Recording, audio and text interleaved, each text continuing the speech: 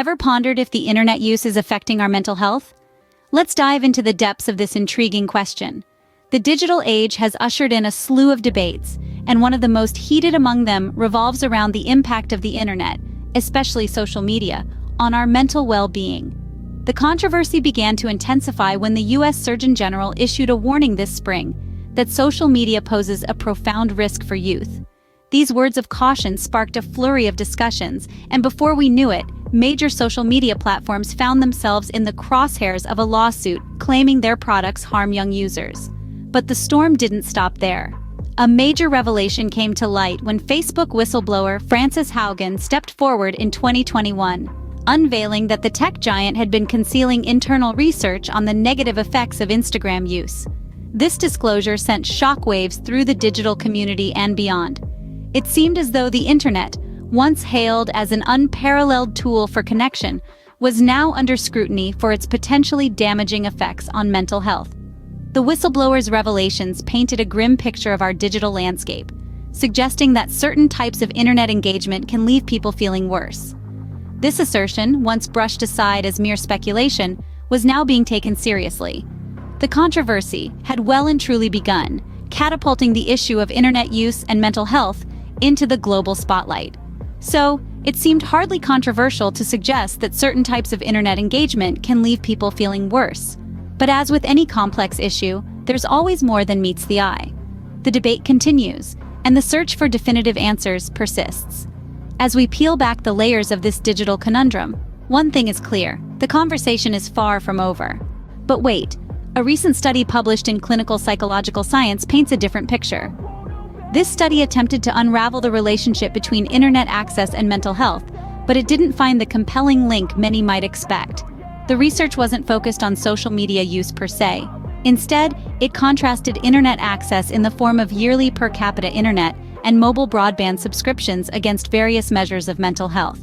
It's important to note that the study didn't distinguish between different types of internet platforms, such as social media and gaming. The researchers based their findings on a massive amount of data. They examined figures for internet access and well-being indicators from 168 countries over a span of 16 years. But they didn't stop there. They dug deeper into another set of data, this time looking at 202 countries over 19 years. This wasn't a one-size-fits-all kind of study. The researchers took into account differences in age and gender to better understand if younger or female users might be more prone to negative experiences online. But what did they find? Well, not what you might think. The researchers didn't find a convincing link between internet access and poorer well-being and mental health. Yes, you heard that right. The link between internet use and mental health isn't as clear-cut as some might have us believe.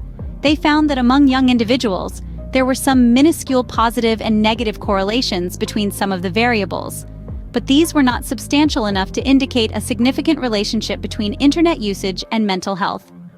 In general, the study didn't find a convincing link between internet access and poorer well-being and mental health.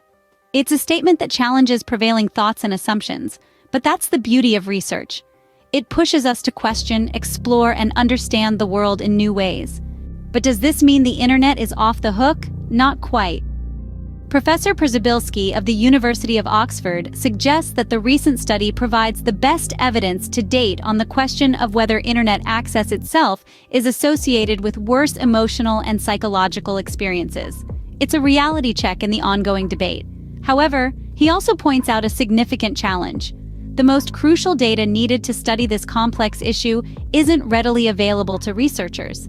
Instead, it's held by private companies used to hone their marketing strategies. This lack of transparency makes it harder to truly understand the relationship between online behaviors and our well-being. Further exploration is needed, especially in the realm of social media platforms, where much of our online activity takes place. Therefore, while the internet might not be the bad guy we often paint it to be, the story isn't over yet. There's still much to learn and understand about our complex relationship with the digital world. Thank you for watching this video.